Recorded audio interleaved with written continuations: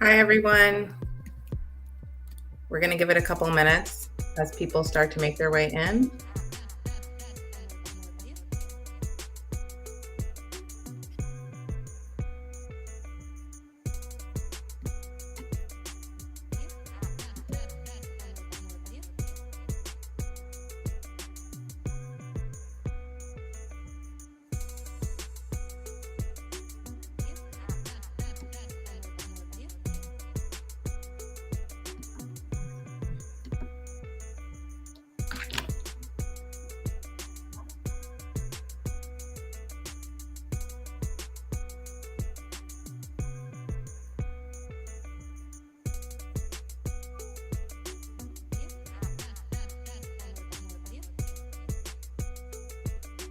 We got 20 people. We can't see it, unfortunately, but I can see it on our LinkedIn. So welcome, everyone. We're just going to give it a couple minutes as we wait for people to make their way onto the LinkedIn Live. I welcome everyone who are amazingly on time. We appreciate you. We'll get started in about a minute. All right.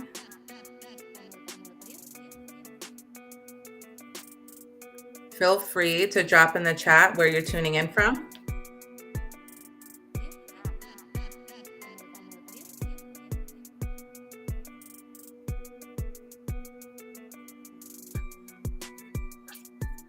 Okay.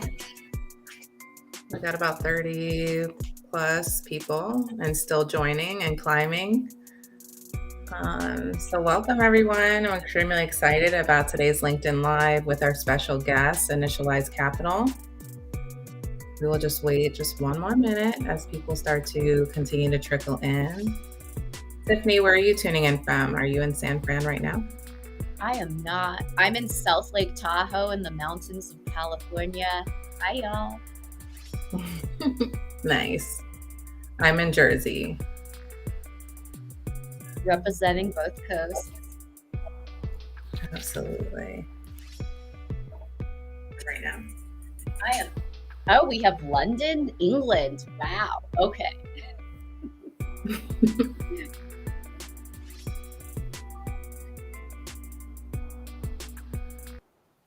right. I'm going to put a pause on the music and I'm going to go ahead. Hello, Las Vegas, San Fran. Okay, I see you. I will get started. Hey, everyone, and welcome to Serving Up the Startup Tea with Initialized Capital. Today, we're going to talk about Startup 411. My name is Shanna Morales. I'm the founder and CEO of Trabaja and your tech career plug. I'm extremely excited to introduce our amazing guest speaker today, Tiffany Fu. Tiffany Fu is one of those Bay Area unicorns, a fifth generation AAPI born and raised in the Bay, the occupied territories of the Ulani people. She is currently the head of talent for Initialized Capital, a seed stage VC firm where she is privileged to apply her 14 years of startup experience to growing teams and building cultures where everyone can thrive.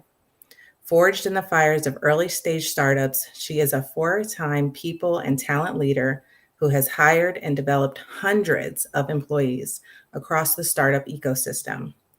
As both a climber and a people leader with a strong equity lens, her personal mantra is lift as you climb.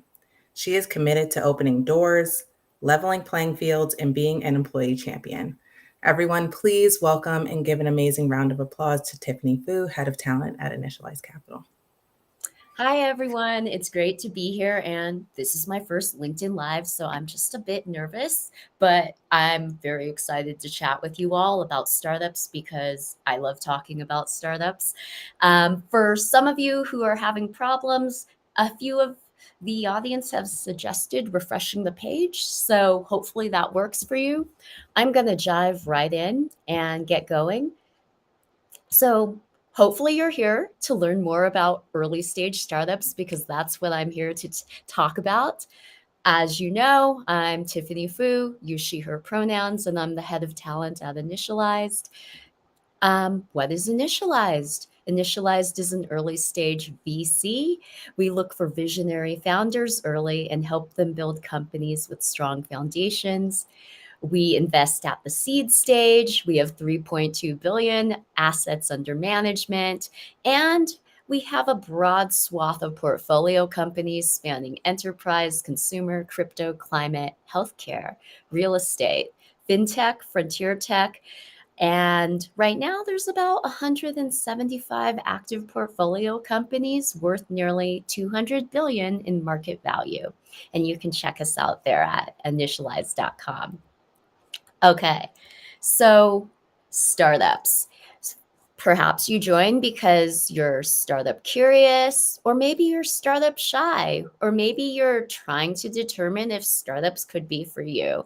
So there's a lot of, I guess you could say, flash. There's a lot of hoopla. There's a lot of myths about startups. Today, I'm here to break down what is a startup, what you should consider thinking about your personal situation before you join a startup, and then questions you should be asking throughout the startup interview process, as well as tactics and tips for potentially how to break into startups if you've never been in one before. So, what is a startup? A startup is a company typically in the earlier stages of its development. And usually there's some sort of perceived market demand, there's a viable product or service or platform, usually based on technology. And the goal here is to scale and grow. And that's what separates a startup from what we'd call like a regular small business. All startups begin as small businesses, but it's the hyper accelerated growth and scale of the company over a shorter span of years that makes it really a startup. And so, for example, there are also tech companies, but not all tech companies are startups. You may know Meta or TikTok. Those are not startups at all anymore. And you can see the little picture on the bottom that just very quickly highlights the startup growth phases. I'm now going to talk more deeply about the earliest stages in a startup life cycle to give you a sense of the differences. And of course, any of the data I share are averages, and there are definitely outliers on either sides of the equation. But so startups, they begin at the pre-seed stage. You consider this the idea stage, where someone has an idea. They may not even have a prototype, or it's really just a concept. And often funding for these is less than 1 million, and often funding is most likely to come from friends, family, or angel investors. And usually the team is just the founders or the people who created the idea. There may be no customers. There's probably no profit or revenue. And an important aspect of this is that the success rate is really, really low. So 20% fail in the first year, and only 10% of these companies raise a seed round, which is the next round. And this is where Initialized usually invests at the seed round. So at the seed round, there's what we call an MVP, which is a minimum viable product. So the concept has become a something. And usually a seed round is between $1 to $3 million in funding. There are outliers, which are much bigger, of course. And this stage is really about product development and creating something that founders hope customers will be willing to buy or give money to.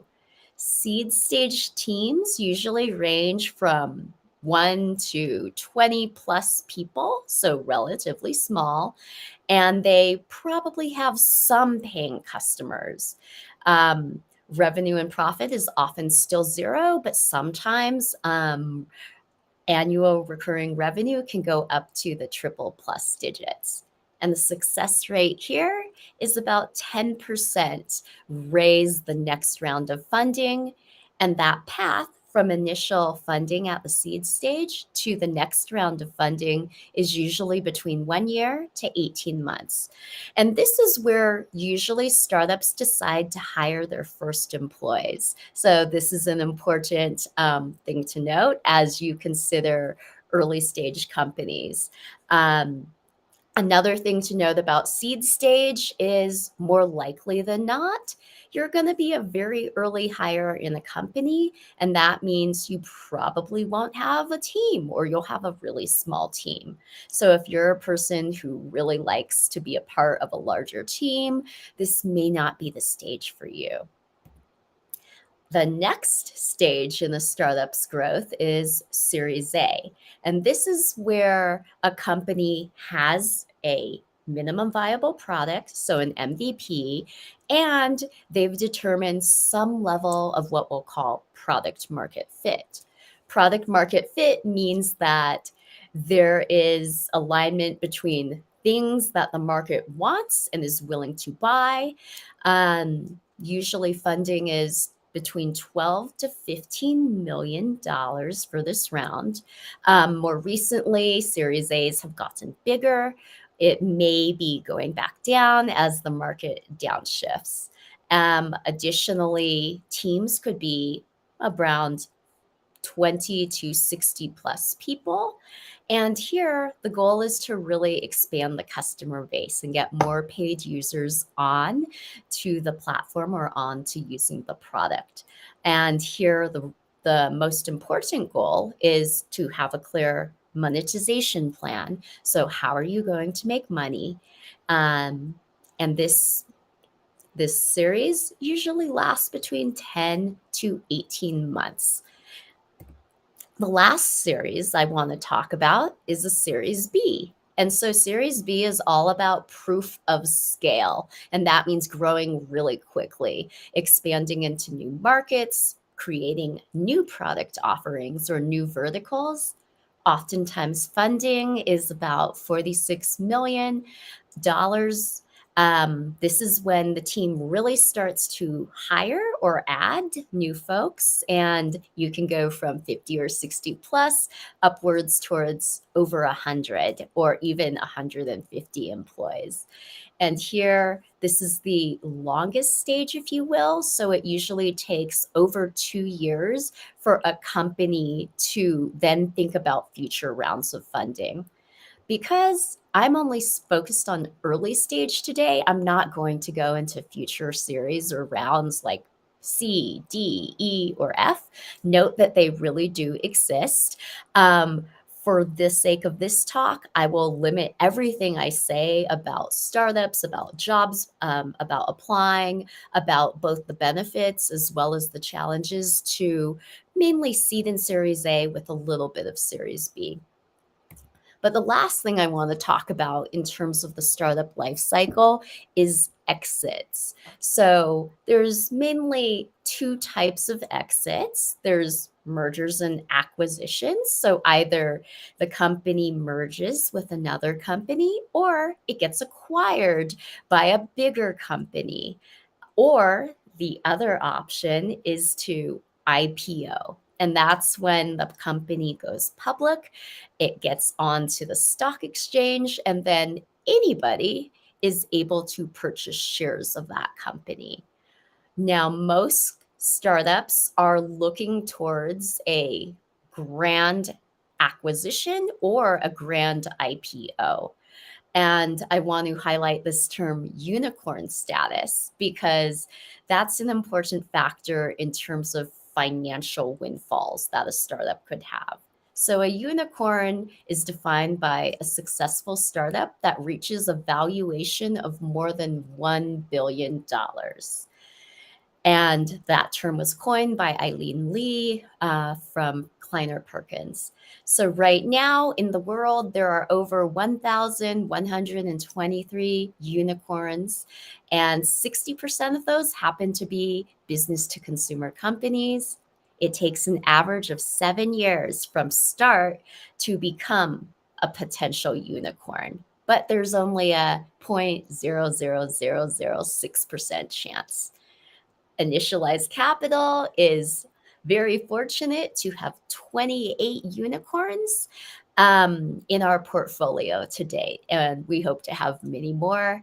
Um, to give you a sense of the biggest unicorns right now, ByteDance, a Chinese company, which is the founder of TikTok, is the largest unicorn in history, followed second by SpaceX, and then third is Ant Group, which is a subsidiary for Alibaba. So two Chinese firms and then one American firm. All right, so now that you have a sense of what I mean when I say startup, which is really an early stage, mainly tech company that is looking to rapidly grow and has, in this example, taken on VC funding, I want to talk about the realities and the practicalities. So, both the opportunities as well as the challenges. So, startups are pretty dynamic, they're pretty uncertain, sometimes tumultuous, but oftentimes exciting. All right, some upsides. Why do I think it's a good idea to join a startup? Well, 305 million startups are created every year, and that means there's a lot of jobs in the startup space. Granted, in the overall job market, that's still only 7.9% of the labor force, but I think it's an important factor because if you look at the next statistic, tech has nearly 2 times the national job rate in terms of new jobs added to the market than the national average. And then in addition, tech workers can earn anywhere from 20 to 85% more than their state's average salary. So TLDR, there's a bunch of new jobs being created every year. And then in addition, these new jobs have higher baseline salaries. And as you can see, the average salary for a early stage startup is on average 81 to 100 plus K per year. So pretty good as a baseline to start out. Of course, there's also downsides. So, startups are really risky and failure is more common than success. So, 20% of startups fail in their first year, and then 75% of venture backed startups do not return cash to their investors. Additional things to consider right now, we're sort of in a market downturn. You may have heard about mass layoffs, especially in larger tech companies. You may have heard about some companies shutting down, or you may also have heard about new companies that are unable to raise new capital. Well, the good news here is that most of these things, layoffs, company closures, or the inability to raise new capital, they don't really apply to recently funded seed or Series A companies. And so, this is my pitch for why it is a great time to join an early stage, recently funded company because you have, for say, job security until the next round of funding. Number one, new startups continue to get funded every year. And so, there's just not a plentitude, but there is a lot of good opportunity out there if you are to consider early stage brand new startups. So, indicators that a startup could be for you, a few things. So, number one, maybe you really like building from the ground up. Maybe you consider yourself a builder, a 0 to 1 or a 0 to 2 person. Maybe you like more fast paced or you like environments that are regularly changing. You like flatter org structures. And what I mean by flatter org structures is there aren't 7 layers of management between you and leadership. Often in seed and Series A stage companies, there may not be a manager between you and the founder. So it's a much smaller org chart and a much smaller team, which then allows you to have more breadth of responsibility, to wear more than one hat potentially. And you also have greater ownership and impact in your role. There's also a lot of opportunities for advancement. So, to give you some personal insight, when I joined my first startup, I didn't really have a title. I was just ops. And then over the course of 3.5 years, I became head of people ops. And in a much larger established company, that would not have been my career trajectory. So, you are promoted or you have the ability to move much faster up a career ladder. Um, in addition, there's a lot of potential innovation and experimentation. You have a front row ticket to what it's like to be an entrepreneur or run your own business.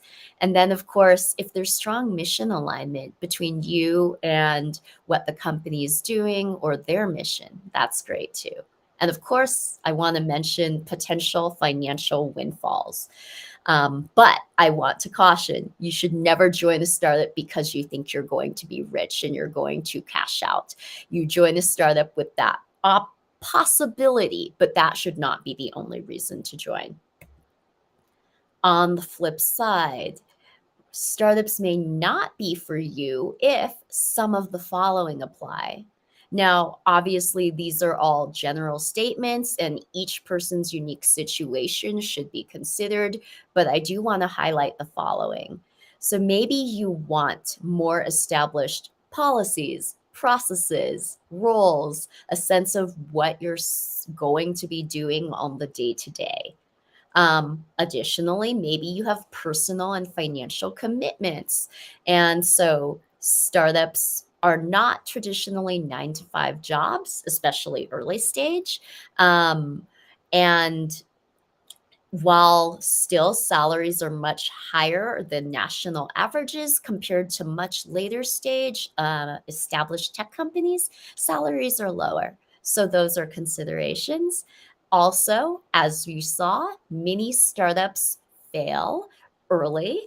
And so job stability is also a potential concern. The average tenure of a startup employee is 2 years. Um, so think of these as tours of duty. Also, maybe you're looking for name brand or an established track record. Early stage startups don't have either of those things. Also, early stage startups, because it's such a small team, don't have as much mentorship as later stage companies do because there aren't simply managers. If you do have a manager, your manager is also probably an independent or an individual contributor as well. Um, Also, don't join a startup if you don't believe in what the startup is doing. It doesn't make sense. So if you don't drink that company Kool-Aid, it doesn't make sense to join. And lastly, startup teams are small. So oftentimes you may be a team of one. And that is sometimes hard for folks because it is only lonely. All right. So now that you have a sense of both the stage or the life cycle of a startup as well as primary considerations, I want to talk more specifically about job seeking. So, a few things to think through or confirm before committing to a startup. Number one, so this idea of tour of duty. As I said, the average tenure of a startup employee is 2 years. So before joining a startup, think about that. Does this make sense for the next 2 years in my career? Or does this make sense from a growth and career development standpoint for me to dedicate the next 2-ish plus years of my life to this?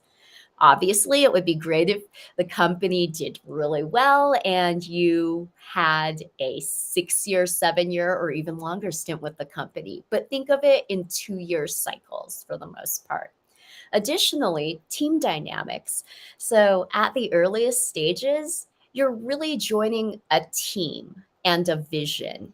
And so you're betting on the team's ability to execute on its plans to then be able to grow and become a successful later stage growth company. So it's important to think about who's the founders are, what their track record is, and then more specifically, if you feel alignment with those people and have conviction or at least have some level of belief that they will be able to get to that next stage and continue to grow the company. Additionally, compensation realities are real. So, will your initial startup salary or comp cover all your bills, cover all of your expenses, all of your financial responsibilities, and allow you to have a safety net? So, folks who may have student loans, who may have additional dependents or family responsibilities, these are important considerations you should always take into consideration. Lastly, or the next two, so growth ladders and then career ceilings. So oftentimes in early stage companies, um, there is no clear, I guess, career ladder that shows you, okay, there's level one, and then there's level two, and then there's level three. So it's important to have a sense of what your goals are for the next year and then see if this company can help you get to that goal. Another way to think of it is in 5 years, I want to be a director of marketing. Well, if the company already has a director of marketing, that's probably something you should think about. But if you get hired in as the only marketer or the marketing lead, then you can see there's potentially a path to growth. And that's something to think about. Last, as I mentioned, drinking the Kool-Aid, it's important that you have some affinity or belief for the company, because otherwise, why join something that is uncertain, that may or may not succeed, that doesn't have as much established policies or processes? So, mission and values alignment are really, really important. All right, some green flags that I think are really important to consider as you assess the startup landscape. So, first, is the team diverse? And especially at the leadership level. And then more broadly, think about all of the levels within a company as well as all of the functions. Is the team diverse across every department, or is diversity mainly confined to specific departments and types of roles? Um, do you feel manager alignment? There's so many statistics that show that people leave not just companies, but managers. So you want to ensure that while you're in an interview process, you and the manager and your prospective manager have a workable rapport. You'd also want to ensure that a company walks their talk. And what do I mean by that? An example would be they say they're going to deliver on this, or they say they value this. And does this actually show up, or do they demonstrate that in how they make decisions, in how they deliver on their deadlines? Another important thing is transparency. Hopefully, upfront, a company is sharing what their benefits are, what their salaries are, what the interview process looks like, how they make decisions. Um, Another important indicator is, do they have a history or a track record of promoting from within? And how are they investing in employee growth? This could show up in examples of, oh, 2 years ago, this person started as an associate and now they are a team lead, or we provide stipends for professional development. You also want to look at turnover rate. So, how often are people leaving the company? And so, if many people are regularly leaving the company, that's a sign of instability, or a not great culture. Other things to consider are, how was your recruitment process as you were interviewing with a company? Were they respectful of your time? Were they communicative? Were they clear on expectations? How did that and those initial interactions make you feel? Because that's an indicator of how it will be in reality if you do accept the job. Um, Also, clear working or set expectations on what you're going to be doing, who you will be reporting to, and how success is defined in your role. And then lastly, I think this is something I always look for, is during the interview process, it's important for interviewers to share realistically about a company. And so there should be both the good and the bad aspects. It shouldn't all just be, we're awesome, or like, there's nothing wrong with this company, everything is great. You want to hear, like, you want people who are willing to pragmatically share some of the challenges within the company. All right. On the flip side, let's talk about some red flags. So, number one, homogenous teams, especially at the leadership level. So, minimal to zero diversity. Or another way to think of that is gendered or race and ethnicity specific roles. For example, yes, we have women in the organization, but all of the women are in customer support or in admin roles. That's a flag. Another flag is the glorification of the grind. And so this manifests in a variety of ways. For example, oh, we don't take time off here, or so and so was working during their time off, or oh, we don't have a parental leave policy, or even in job descriptions where they say things like, we expect you to be available at all times. So things of that sort. Also, if there's no clear path for advancement or professional development opportunities. We talked about good candidate experience. The red flag version is bad candidate experience. So interviews get added to the hiring process. Recruiters or hiring managers ghost you. They change the title of the role on you. The interviews that you have are redundant, and all of the interviewers are asking you the same questions. Another thing to look out for would be poor founder track records. If this is a repeat founder, so they've founded multiple companies, if they do not have a good reputation with previous employees, or did not have great cultures, that's something to look out for. And then, of course, turnover rate. If people are regularly leaving the organization, especially at the leadership level. A few additional red flags is what first we have marketing flash, or brand flash, if you will. And that means, yeah, they may have a great website, they may have a great social media, but there's really no there. So the idea of a Ferrari with no engine, and there's no product substance under there. Shiny object syndrome is when a company is like, oh, that cool idea, but then 2 weeks later, oh, that cool idea. So there's a lot of hopping around and an inability to commit and focus and dedicate time to see something through. Another red flag would be what I call founder cult. And that's sort of the idea of this founder is godlike or omnipotent. They can do no wrong. They don't admit to mistakes. What they say is law.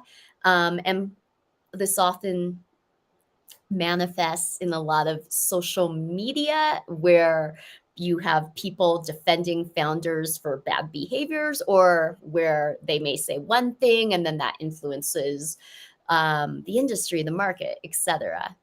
Another red flag is excessive spending. So, early stage startups should not be spending excessively because they have limited runway, and the goal is to preserve runway. And then, of course, lastly, I talked about this already, but this idea of overpromising and under-delivering and never really meeting business goals. All right. So we've talked a little bit about the realities. Now I want to talk about first job seekers who feel, yes, I want to be in a startup or I'm considering startups. Here's a few important tactics and tips. First, I want to speak to some realities. So you are most likely to get an interview anywhere, but also specifically in startups if you have connections to that startup or to people who know people in that startup. Or you've previously done a similar job with same title in the same industry, or you have what I call experience points. And so you have a reputation because you worked at this company that did really good, or the competitor company. Um, Unfortunately, not all of us have one, two, or three of the above. I listed some sobering statistics because there's a lot of systemic inequity at play here, and I want to highlight it. I'm sure many of you are aware of this, so I'm not just going to read out the stats, but I'm now going to talk more about what do we do if we don't have those connections, if we haven't done the job before, or if we don't have the reputation from a previous company to help us get ourselves through the door. All right. So, first thing, thinking about your application. Number one, it's important to match keywords in your job posting. This may be remedial and dumb, but I can't stress this enough. So, if a job posting says a specific phrase, you want to match that phrase in your resume. If the job posting is using specific titles, so an example would be customer success versus client care, account manager, you should use the same words. Also, narrowing your focus. So, oftentimes, if you just want to work at a company or you just need a job or you just want to be in a startup, you tend to go broad and be like, I'm applying to all these things, or I'll take this type of job or that type of job. I don't have a strong preference. I'm here to remind you that narrowing it down and bringing more specificity is actually in your favor and is more helpful, especially if you're pivoting your career to a new type of role. And this is important because you want to be clear enough that a recruiter or a hiring manager would consider you for the role. And if you're too broad, they're going to be like, oh, well, I should just focus on people who are already clear on the type of role they want to be in or the type of experience they bring. Additionally, if you, again, specifically for career pivoters or people who may be applying for roles that don't quite match up to their previous background or their other jobs, I like to utilize professional mission statements. And so at the top of your resume, underneath your contact info, like sometimes there's a little paragraph or 2 to 3 sentences. This is key. Don't just go into your experience. Recruiters spend 7 seconds looking at your resume on average. And if they don't immediately see under your first experience bullet point, matching keywords, they're probably just going to move on. So if you don't have, like, if you're applying to a junior software development role, but your previous roles were QA or something else, definitely put this professional mission statement. And an example would be, I bring X number of years. I am a software engineer with X number of years of experience looking for a new role. And so that way, a recruiter will see the keywords at the very top, and then they will read the rest of the resume. On your resume, on your LinkedIn, in your cover letter, it's also important to demonstrate as much as possible similarities across your different jobs. So examples of this would be, maybe you come from the nonprofit space, but you're hoping to break into startups. So what we want to see is, well, maybe you had to implement a brand new financial or budget system for your organization, and maybe the job description in that startup job says something similar. So you want to highlight those things, those transferable skill sets, and reframe so that the words match up as much as possible. We also like to see ways that you took ownership. So if you instigated, implemented, kicked off, developed something, we want to know about it, because that's an important startup trait. Or if you were a team of one, or were on a very small team, that's also important. So always drop, like, I was a team of one, as a team of one, because we like to see that too. And then, of course, lastly, mission and values alignment. So if you're trying to break into startups and your previous background was in education, it's probably going to be the easiest to connect the dots if you apply to edtech startups. Inversely, if you previously were in retail and you're making the move to a startup, think about e-commerce companies, think about marketplaces, because that's an easier sell than you being like, oh, I want to work in a space tech company, coming from the ed tech space. And then lastly, always quantify your outcomes and your impact. So oftentimes resumes read like job descriptions. So manage P&L. And instead, think about how you can say you reduced spending or increased revenue. And so always add a percentage, a multiplier, a number to, as much as you can, demonstrate the ways that you excelled and succeeded in your role. Okay, promotion and networking. So, from a network perspective, there's a lot of VC talent networks out there. Initialized has one. I'll drop the link into the chat once I stop talking. But definitely check out VC websites, because more often than not, they'll have a VC talent network, and that's a way for you to drop your resume into a talent pool, to further promote your job availability. Additionally, as mentioned, if you know someone or can connect to someone who already works at the company, that referral boosts are very important. Also, I think, and I would recommend you to send a little note to the hiring manager or the recruiter, just being like, hey, I'm very excited. I just applied to fill in the blank role, and I just wanted to let you know how excited I was, and like add 2 or 3 sentences on why you think you're a great fit for this company and why you're really aligned to the mission. Also, thing to note, always go back to the company careers page and apply directly via their website. Don't just apply through the LinkedIn job post or another third-party website like Indeed job posts. Apply through the website of the company.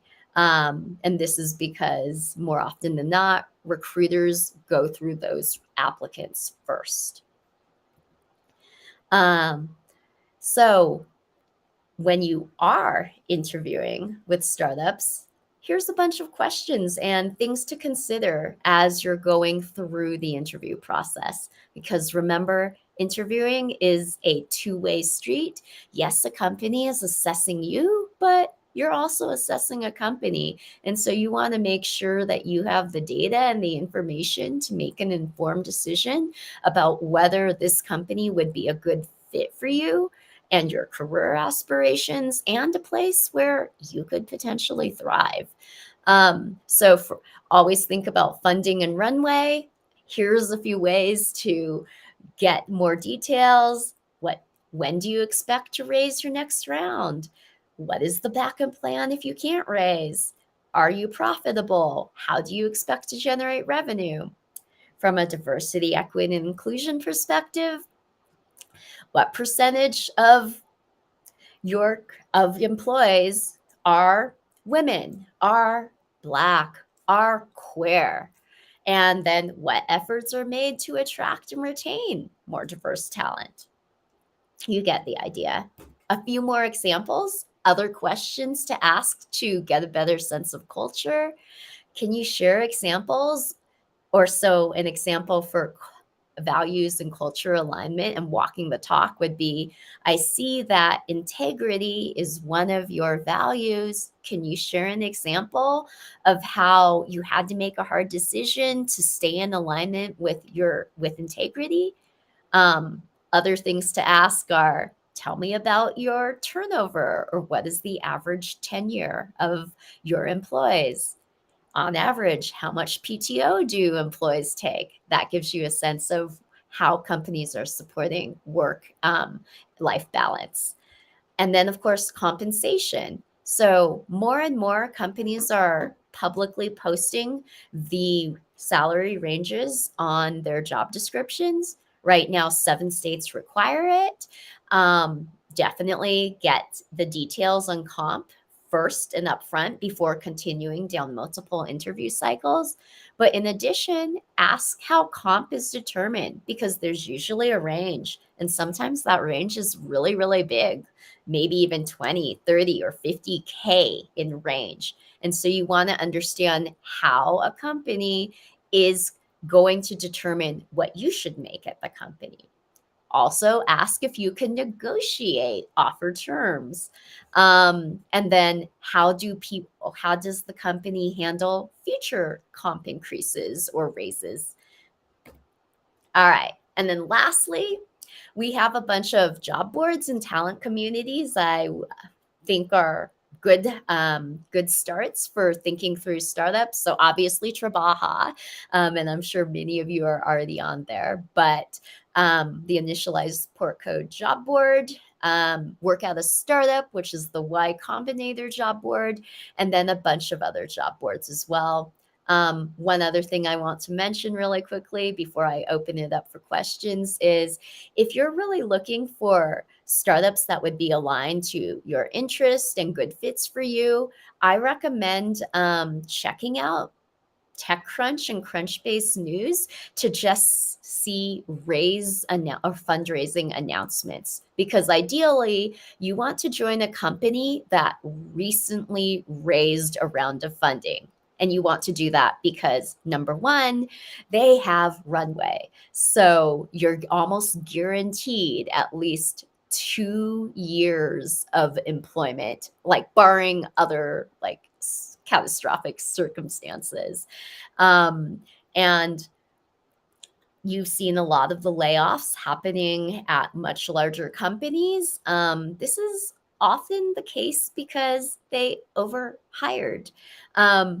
Early stage companies do not have the luxury of overhiring. So even though startups are pretty risky and are pretty unstable overall, I would say in the current job market we find ourselves in, that early stage seed and Series A companies that have recently been funded are a really good bet for at least 1.5 to 2 years of employment. And given this current market, that's pretty good, all things considered.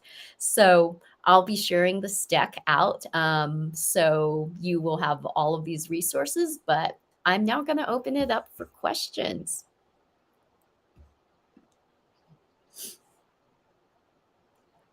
Yes, You will definitely get the slides. All right.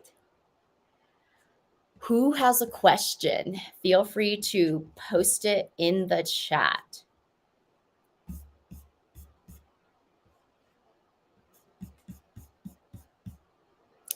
Okay, let's see. I like how you went from talking about ongoing problems. It's not just unfortunate, but we remain defeated. But instead, they follow us in this region. Okay. Thank you, Soleil. I just read your message.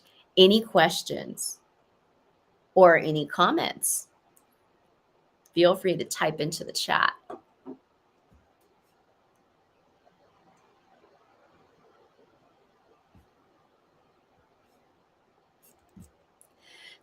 Thank you. All right. Tell us what role DEI plays in your decision to invest in the startup. What are some other considerations? So, considerations would be the composition of a founding team, how homogenous versus diverse is the team. And by this, I don't just mean identity, but also do they all come from the same school? Did they all used to work at fill in the blank company? And so we are clear that founders with and then founding teams, even the first 10 employees in the company who are more diverse, are probably going to have better fits because that's what study shows.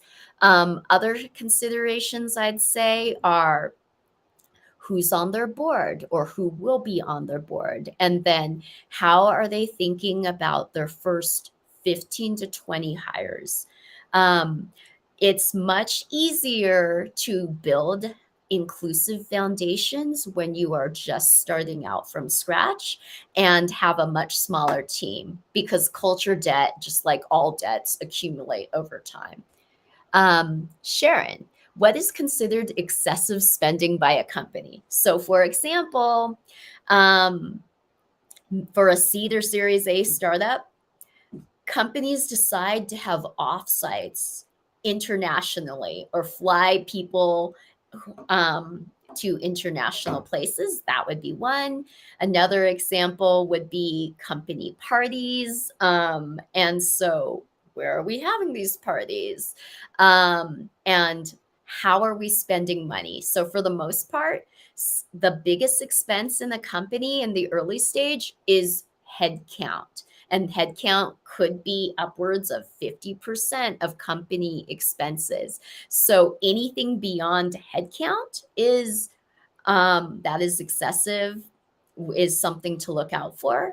Also, excessive would be senior leader or executive salaries. And there's lots of data on what seed and Series A executive salaries should be. And so if something's way off, that would be another indicator.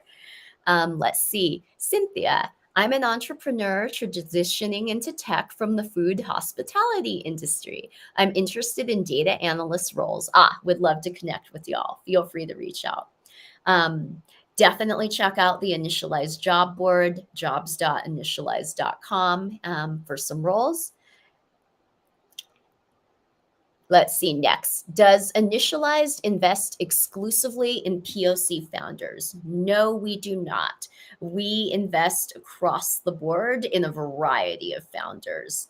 And we are a generalist firm. So we invest across a variety of sectors, invest in a variety of founders. What documents are needed to support a startup at a seed stage?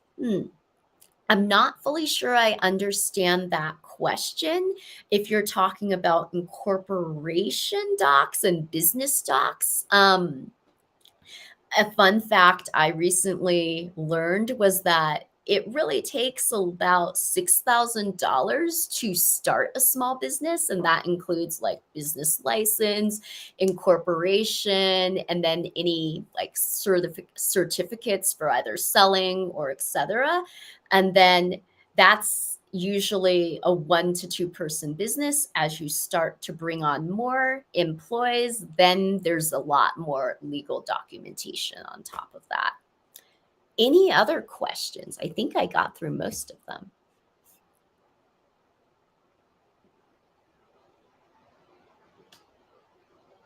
No more questions?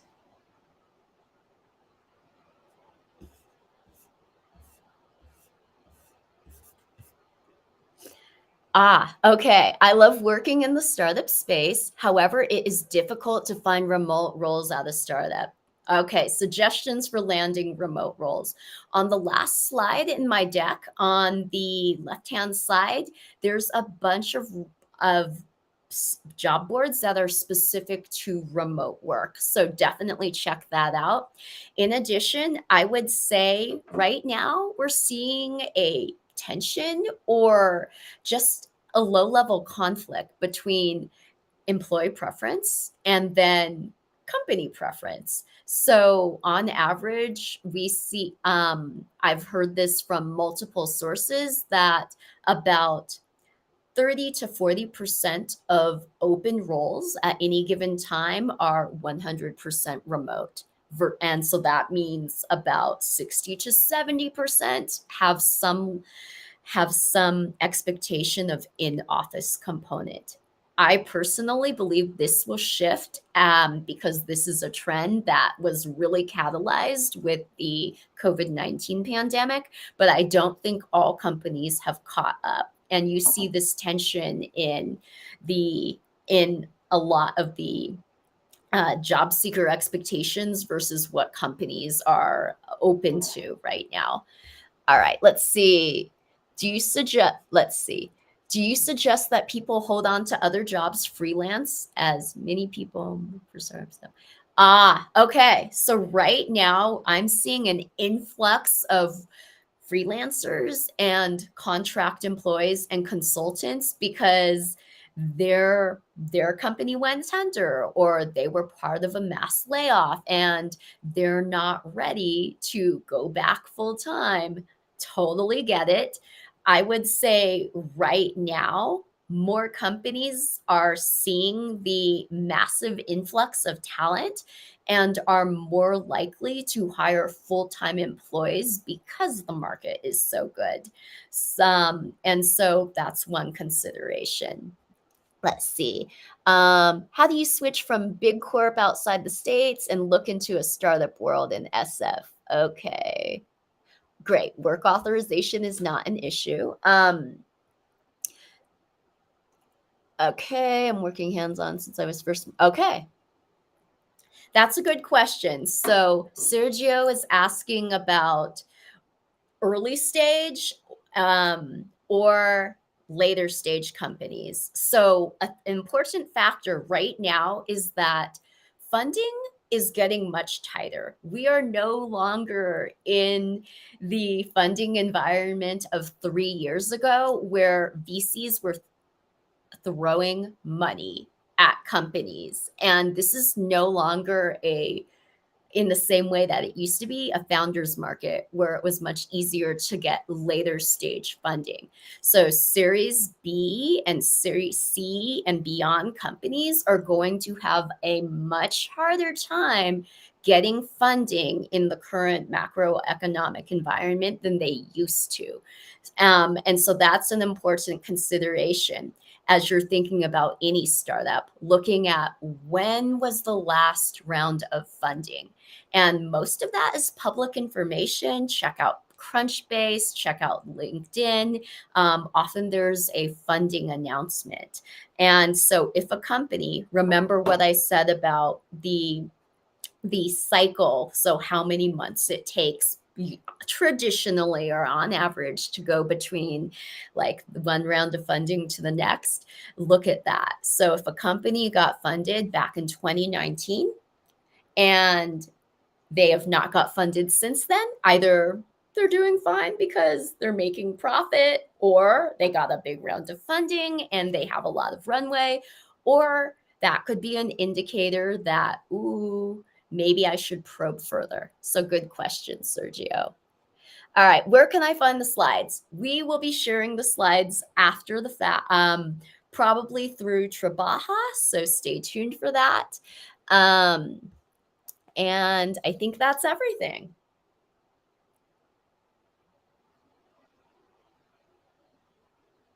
Thank you so much for joining. I know I covered a lot of ground. As you know, everything I said is an average. There's obviously a lot of outliers and unique circumstances at play. I'm on LinkedIn. Feel free to connect with me and definitely check out linked initialized portfolio jobs. Yes, thank you so much, Tiffany. We so appreciate you for coming in and being a guest speaker on Trabaja's LinkedIn Live. And this was your first LinkedIn Live, right? You It said? was. You did fantastic. We couldn't even tell. So no worries. So everyone just, please give some emojis and a round of applause, virtual round of applause for Tiffany. She was amazing. And we will, of course, have Initialized Capital back towards the end of August for an amazing startup recruiter Ask Me Anything session, which is going to be pretty cool. I don't think we've ever had that at Trabaja in regards to just focusing on startup recruiters. And then in September, we're going to have Diversitech fall hiring event with some amazing portfolio companies from Initialize as well. So stay tuned. Join our free Slack community. And of course, you can also join us at trabaja.co. Thank you so much for joining us on a Wednesday. We appreciate y'all, and we will see you soon. So, bye. Bye.